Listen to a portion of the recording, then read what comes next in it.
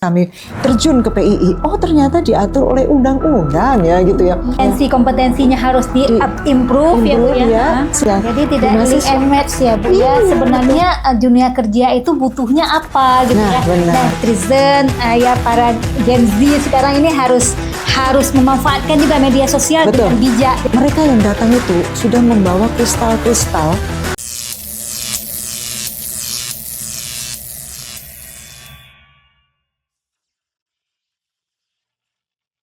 Nah ini balik lagi ke peran ibu sekarang. Peran ibu sekarang sebagai ketua Badan Kejuruan Kimia ya Bu ya. Ini di Organisasi Persatuan Insinyur Indonesia. Nah di sini apalagi ini Bu perannya?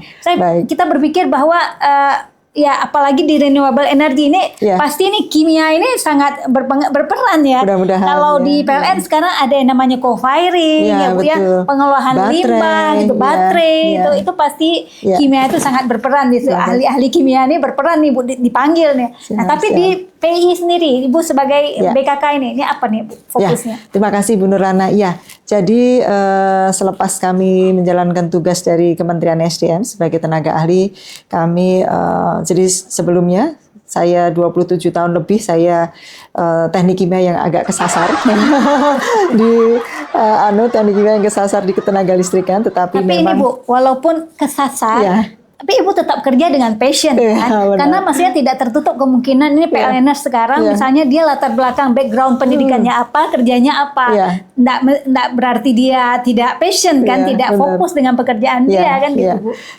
Jadi memang ini juga nanti teman-teman lakukan yang terbaik ya pada waktu kita menjalankan tugas dimanapun sebenarnya basic sarjana. Ya, basic sarjana itu adalah analisa thinking, benar ya? Ya, dan itulah yang diperlukan manakala kita menjalankan tugas. Ya gitu. Jadi dari situ. Nah, oleh karena itu tadi kembali ke BKK, alhamdulillah saya waktu saya sebagai tenaga ahli Menteri SDM dan kemudian kebetulan Pak Menteri sendiri itu adalah juga teknik kimia gitu ya, melihat wah ini kamu harus belajar lagi kimia gitu ya, akhirnya saya belajar lagi kimia dan maksudnya dalam hal pemahaman mengenai itu, lalu kemudian teman-teman juga banyak di sana mendukung saya, kemudian aktif di Badan Kejuruan Kimia sebagai wakil ketua dulu 3 tahun kemarin, lalu sejak 2024 akhir saya menjadi ketua sampai nanti insya Allah 2027, memang periodenya 3 tahun 3 tahun sebagai wakil ketua, nanti wakil ketua naik menjadi ketua begitu ya. Ini suatu regenerasi yang bagus. Jadi paham dulu ya, magang dulu gitu. Tidak ada skip step Bu. ya benar. Oke Bu, itu gimana benar, Bu? Ya. Nah, dari situ alhamdulillah memahami, kemudian kami melihat bahwa saya juga baru nggak Bu. Jadi undang-undang keinsinyuran, jadi kalau kita bicara praktek keinsinyuran itu ternyata diatur oleh undang-undang dan saya baru paham, mohon maaf ini juga barangkali karena undang-undang keinsinyuran itu baru muncul 2019. Gitu ya, baru maaf, Undang-Undang 11 2014. 2014 baru muncul undang-undang. Baru undang-undang itu ya. Jadi 2014. PP-nya baru muncul 2019, Bu. Nah, sementara kita kan itu, pelaksanaan dari undang-undang. Jadi diatur pelaksanaannya di dalam PP 25 tahun 2019. Jadi ya ternyata saya nggak salah-salah juga. Saya lulus tahun 92 gitu ya. Itu undang-undang tahun 2014 kan berarti duluan ya. Nah, jadi nggak masalah gitu ya. Jadi ada pemutihan. Ada pemutihan benar. Padahal dulu waktu 92 saya masih sudah menggunakan insinyur gitu ya. Setelah 93 kan jadi ST ya, sarjana teknik ya. Nah, jadi ternyata insinyur yang saya pegang waktu lulus tahun 92 itu ternyata belum insinyur profesi. Gitu. Baru jadi sarjana, kalau sekarang sarjana teknik. Betul. Gitu. Nah ternyata setelah kami terjun ke PII, oh ternyata diatur oleh undang-undang ya gitu ya. Ternyata diatur undang-undang 11 tahun 2014. Nah ternyata insinyur sarjana teknik itu harus profesi seperti dokter. Yang sebelum praktek keinsinyuran itu harus melakukan punya sekolah dulu, sertifikasi itu ya. Profesi Bu, jadi profesi, jadi seperti profesi dokter, ini profesi insinyur. Nah, itulah tugas kami Bu, cukup challenging karena dari 2019 peraturan pemerintahnya diturunkan sebagai bentuk pelaksanaan undang-undang. Itulah kami melakukan sosialisasi. Lawang yang disosialisasi ya diri sendiri pertama, gitu ya, diri sendiri mensosialisasikan. Oh ternyata itu dan diatur sampai level undang-undang. Karena apa? Karena aspek safety. Jadi apapun bentuk hasil riset dari praktek keinsinyuran itu harus benar-benar diyakinkan safe gitu ya terhadap masyarakat, karena harus melindungi masyarakat. Dan yang pasti tadi unsur safety, artinya aspek melindungi masyarakat. Lalu kemudian yang kedua harus bernilai tambah, berdaya guna dan berhasil guna. Itulah tugas tetap kami. Creating value, added value-nya itu yang penting. Nah gitu. Nah balik lagi nih Bu, mengapa saya kok akhirnya mau gitu ya, mau masuk ke situ padahal saya udah lama meninggalkan dunia teknik kimia gitu ya. 27 tahun di kelistrikan ya, meskipun dulu ya ingat Bu, cuman levelnya rendah sekali kalau diingat ya, memeriksa air lalu, tapi memang transfer fenomena, kemudian panas dan sebagainya itu ya memang ada basic kimia ya, tapi kami kadang-kadang lebih ke arah bagaimana ini arahnya ke arah ke listrikannya gitu ya. Oke, nah jadi begitu kita mendalami itu, maka kenapa saya mau? Gini Bu, tahu nggak bahwa produk kimia saat ini itu 90% masih impor. Dan itu beban negara gitu kan, itu beban negara. Padahal Bu, itu barang yang ada di Indonesia semua ada, tetapi kita belum menciptakan industri-industri itu. Ya karena para sarjana tekniknya belum ada yang mau meng-create added value tadi. Berarti tadi bahan bakunya ada tapi tidak hilirisasi. Betul, tidak diproses gitu ya, tidak diproses secara kimia untuk menghasilkan produk. Itu kalau kimia tuh molekul A ditambah molekul B menjadi C gitu, ada mau ditambah katalis, dipercepat tekanan sekian, tekanan sekian, suhu sekian gitu ya, pakai reaksi apa? Ini dicampur ini, salah prosesnya. Duluan mana? Salah gitu ya. Bu ya gitu. Jadi ini memang sangat rumit. Benar. Nah, itu sebenarnya tugas kami waktu kami sekolah ya, kami belajarnya itu. Tapi kenapa waktu lulus kok jadi nggak melakukan itu? Gitu. Jadi itulah salah satunya kami akhirnya ya mungkin ini udah saya harus kembali nih saya gitu. Ya udahlah saya kembalilah. Udah akhirnya kembali dengan terbata-bata karena semua komunitasnya komunitas baru Bu. Saya komunitasnya teman-teman ketenaga listrikan ini komunitas baru. Waduh. Oh ya. Bu ini yang di situ Bu, ngapalin lagi udah gitu. Tapi challenging dan saya alhamdulillah saya bersemangat, teman-teman banyak mendukung dan kemudian sekarang kami mendapatkan tugas dari Kementerian Perindustrian karena memang yang banyak terlibat kan industri-industri kimia, khususnya hilir Bu, hulu. Nah ini cocok sekali dengan program Pak Presiden saat ini hilirisasi. Dan alhamdulillah Bapak Menteri SDM juga sebagai ketua ya Satgas Hilirisasi dan Ketahanan Energi kan gitu ya. Dan ini sudah sangat bagus Bu, tone-nya pemerintah sudah pas. Karena apa? Pak Presiden memiliki target 8% pertumbuhan ekonomi. 8% itu tidak main-main Bu. Dan itu di akhir tahun 2029. Itu tidak main-main. Satu yang harus diletakkan adalah industri. Oleh karena itu Bapak Ilham Habibie ya sebagai ketua PII saat ini langsung mencanangkan reindustrialisasi sebagai kunci emas kunci Indonesia Emas 2045. Apalagi kita akan menghadapi nanti bonus demografi. Setuju, 2045, maka kita sebenarnya siap dengan segala sumber daya. Tapi itu harus dipikirkan dari awal dan harus diciptakan step-stepnya seperti apa ya Bu, yang paling strategis gitu ya. Dan itu tanggung jawab kita Bu. Artinya apa? Tanggung jawab setiap warga negara sebenarnya. Bonus demografi itu kan anak-anak kita juga. Benar Bu. Adik-adik kita. Siapa lagi yang mau bertanggung jawab kalau bukan kita sebagai warga negara? Nah, sekarang peran kita adalah para insinyur karena kami sekarang ada di organisasi profesi insinyur. Pertama adalah awareness bahwa kita ini profesi loh. Profesi itu harus ahli gitu ya. Nah, lalu kemudian mari seperti yang kimia, ayo kita mencari nilai tambah dari sumber daya alam yang ada. Ditambah dengan teknologi, lisensi teknologi, gitu ya.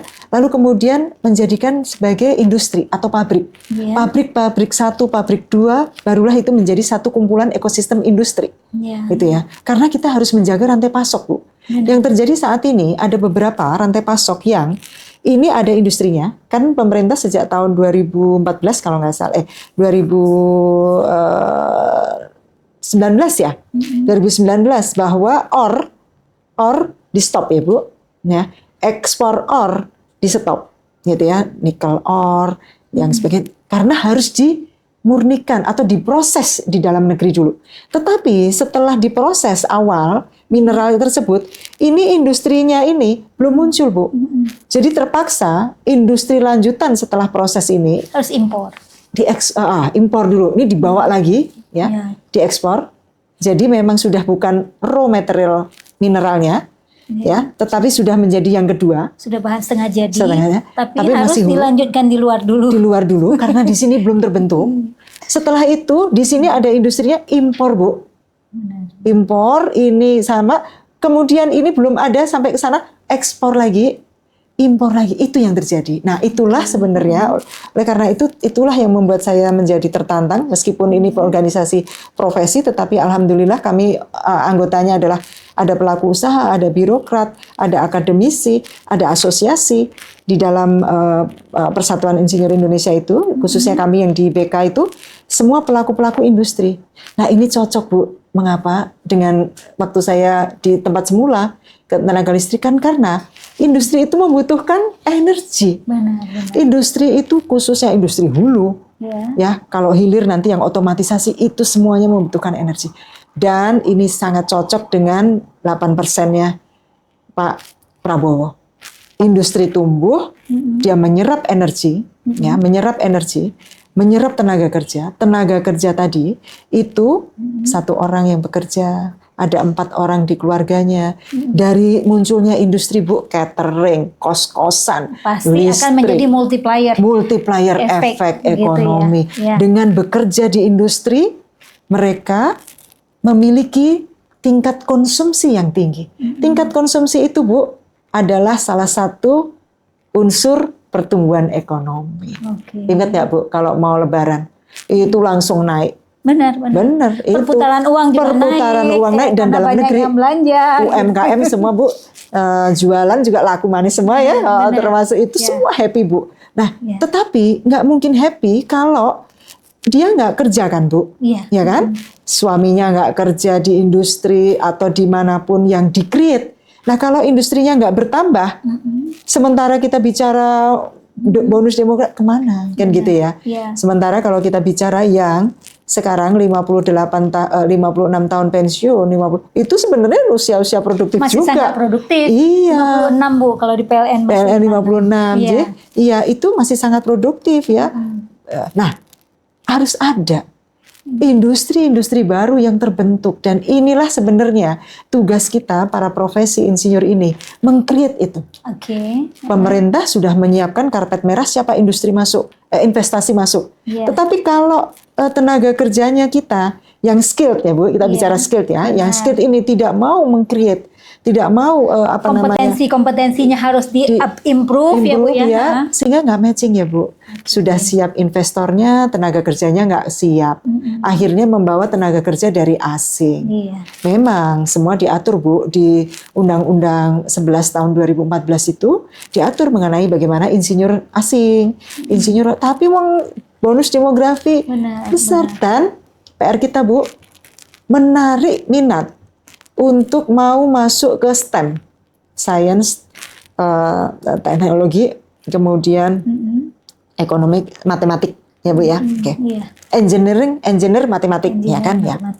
Karena apa, Bu? Ini adalah basic juga untuk sampai kepada bagaimana industri itu tumbuh, lalu kemudian ini ditopang untuk knowledge transfer. Gitu ya. Kan kita tahu bahwa barangkali kita belum bisa sampai kepada lisensi teknologi. Nggak masalah, kita partner, ya, kita bisa strategic partner dengan para penyedia teknologi industri tersebut. Lalu kemudian ada alih transfer knowledge, ya. Lalu dari situ seperti segitiga terbalik yang dulunya begini, ya, banyak asingnya, lalu kemudian akan begini. Ya gitu ya. Jadi itu akan blend supaya nanti lama-lama asingnya sedikit, tapi lokalnya yang tadinya sedikit meningkat, jadi banyak. Gitu. Tapi memang itu harus didukung tadi ya, Bu. Orang lokal juga, kita ini generasi muda ini harus siap dengan skill-skill baru yang tadi menjadi ini, Bu ya, menjadi gap tadi. Kan ada yang terputus ya, ada yang kita harus bawa lagi keluar untuk diolah lagi gitu ya. Dan itu harus didukung dengan adanya skill-skill yang di internal kita Di ya, di internal, dalam negeri betul. gitu. Dalam Dan itu negeri, mungkin Bu. dipikirkan juga oleh Lembaga, PI juga ya Bu betul, ya, Bu. bagaimana Karena caranya mungkin, ya. skill-skill baru kita ciptakan. Betul. Dan yang paling penting mindset kita juga, gimana caranya kita masuk ke dalam tadi ya Bu ya, teknologi Ya. gitu ya, Science, ya, ya, itu engineering dan matematik ya. Karena itulah yang nanti akan memperkuat ya Bu, karena nggak mungkin Bu transfer teknologi itu tidak didukung oleh itu, tidak mungkin gitu ya. Nah, hal yang penting juga adalah bagaimana ini kan ditanya nih, Bu, sekarang kan tagarnya kabur aja dulu ya Bu. Nah kan gitu ya Bu. Habis Bu di sini nggak ada kan gitu ya, para Gen Z nggak ada lapangan pekerjaan. Gimana dong Bu? Ya kabur aja dulu dong kan gitu ya. Wah, nah sekarang memang kalau kita lihat chicken and eggs gitu. Ya udahlah kita cari yang pejuang. Masih banyak kok yang mau struggle gitu ya, mau struggle bersama-sama dengan pemerintah yang saat ini juga menata. Ya tentunya mumpung pemerintah juga concern, bayangkan target 8% kalau nggak ada dalam waktu ini 3 tahun di depan Bu, 2 tahun di depan nggak ada groundbreaking, udah Bu wassalam Bu. Karena kan butuh waktu 2 bulan, 2 tahun maaf 2 bulan, 2 tahun untuk industri itu tumbuh ya Bu. Selama itu ini akademisi menyiapkan tenaganya, kan gitu. Nah akademisi inilah yang sekarang kita dorong.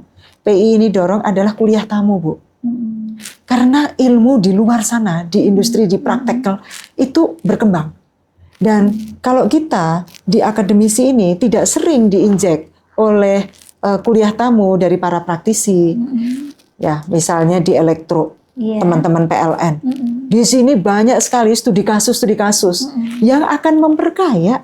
Ya kan teman-teman yang jadi tidak link and match ya Bu ya, sebenarnya dunia kerja itu butuhnya apa gitu ya. Nah dengan kuliah tamu itu akan menjembatani memang perlu sinergisitas ya antara dunia kerja, dunia industri dengan perguruan tinggi misalnya ya Bu. Betul. Ini sering Bu. Jadi menurut saya, dan sekarang alhamdulillah dengan Google teman-teman sudah bisa melakukan itu, dan kami di PII juga ada website, ada YouTube, BKKPI juga memiliki YouTube BKKPI. Itu isinya adalah kuliah-kuliah keteknisan yang khusus-khusus ya, kuliah tamu maupun kuliah para dosen di ITB, di UGM yang sudah di-share di situ. Jadi mahasiswa dimanapun bisa akses. Sehingga profesor sana yang ahli, misalnya Profesor Bagio ahli katalis, siapa ahli membran, itu memasukkan materinya di situ. Teman-teman di Aceh, teman-teman di Papua, adik-adik mahasiswa di Sulawesi bisa mengakses itu, dan kemudian menambah knowledge mereka. Itu dengan demikian paham ya, meskipun tingkatnya sedikit ya Bu, minimal paham gitu ya, mengenal dulu gitu ya. Nah itu yang kami sekarang lakukan Bu. Jadi ternyata challenging juga. Yang lebih challenging Bu, ini organisasi nirlaba. Itu challenging. Kalau dulu kita memimpin suatu BUMN, sudah ada anggarannya, rencana kerja ada anggarannya. Kalau ini punya keinginan, punya ini, tapi nggak ada anggarannya. Ya udah, semangat dulu. Ini memang nirlaba Bu, tapi justru punya fokus dan impian yang besar ke depan ya. Makanya dan kolaborasi Bu. Benar Bu, makanya Electrizen ya, para Gen Z sekarang ini harus memanfaatkan juga media sosial dengan bijak. Jadi punya handphone, punya internet, pilih akun-akun yang benar-benar memberi impact yang positif buat kita, buat adik-adik gitu ya. Dan jangan lupa kami selalu mengajak adik-adik mahasiswa untuk melihat helikopter view. Ya, melihat helikopter view itu begini. Dulu waktu saya masih kuliah, itu kan jarang ya ada dosen, malah dulu kayaknya saya apa saya lupa apa gimana ya, nggak ada dosen tamu gitu ya, sehingga kita nggak terkonek dengan bagaimana kebutuhan industri atau lapangan pekerjaan gitu ya di sana. Nah sekarang semua itu ada. Setiap kuliah tamu saya ingin mengajak mereka melihat helikopter view. Melihat bagaimana negara ini punya rencana ke depan, punya program strategis, supaya mereka tahu bahwa saya itu akan ada di dalam puzzle, gitu ya. Saya nanti akan mengisi di dalam puzzle itu sesuai dengan passion saya, misalnya puzzle di petrokimia misalnya. Saya mau ke oil and gas, saya mau ke semen, saya mau ke food processing. Itu sudah ada nih dalam, begitu mereka mendengarkan praktisi dari sini, ada insight. Oh, yang datang misalnya dari oil and gas. Oh, ternyata ini passion saya nih. Yeah. Oh, yang datang dari petrokimia. Oh, yang datang dari PLN mengenai kelistrikan. Oh, ini passion saya. Okay. Nah, jadi itu akan memberikan tambahan kepada adik-adik mahasiswa melalui kuliah tamu itu. Maka jangan lupa kalau ada kuliah tamu ataupun ini ikutin, karena itu sangat berguna gitu ya. Karena mereka yang datang itu sudah membawa kristal-kristal, ya, pemahaman ilmu yang sudah mendasar dan itulah sebenarnya yang terjadi dan sudah gitu. Teraplikasikan. Betul, gitu ya, Bu, betul, ya. Bu Nurlana, Nah, betul. Oke, baik Bu. Ini udah panjang lebar nih, tapi pengen kelas balik sedikit nih, boleh ya Bu ya? Oke Bu, kita coba flashback ke tahun 2019. Tepatnya 4 Agustus. 4 Agustus itu tidak terlalu. Mungkin kita tidak pernah prediksi, but it happened. Ya, jejak digital memang susah ya dihapus ya. Pokoknya Ibu Intan ini teruji klinis. Ya, kemudian Bu, ada masalah di transmisi. Udah mulai gemetar saya, Bu. La haula wala quwata illa billahil aliyyil azim. Tiada daya dan kekuatan hanya dengan pertolongan Allah. Habis Pak Jokowi dilantik, saya nggak berani Bu lihat YouTube, enggak. Itu saya buka media sosial itu mungkin 1 bulan lebih Bu, 2 bulan lebih saya baru berani buka. Kan pastinya ya, kita tidak mau itu terjadi lagi. Betul, ya. Berbagai hal kita lakukan mitigasi, kita tingkatkan terus kehandalan ya.